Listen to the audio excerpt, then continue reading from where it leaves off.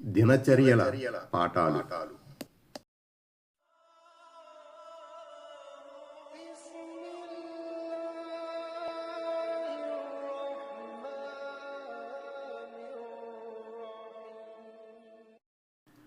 Seven.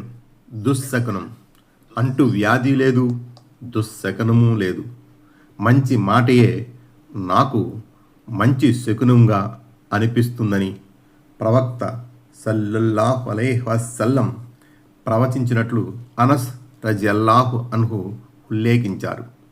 Bukhari, ముస్లిం. అపశకునం షిర్క్ అని ప్రవక్త సల్లల్లాహు అలైహి వసల్లం చెప్పినట్లు ఇబ్ను మస్ఊద్ రజియల్లాహు అన్హు ఉల్లేఖించారు. అబూ దావూద్. విశేషాలు. 1. అపశకునం నివారించబడింది. అదేమనగా, ఏదైనా పనిని ఉద్దేశించి వెళుతూ పావురం ఇటువైపు ఎగిరింది, లేక పిల్లి అడ్డు వచ్చిందని ఇలాంటి అపశకునంతో ఆ పని మానివేయుట. 2. అపశకునం అనేది షిర్కు.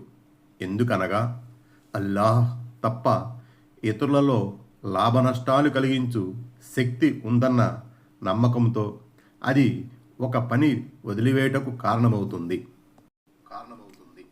3. మంచి శకునం ధర్మమైనది.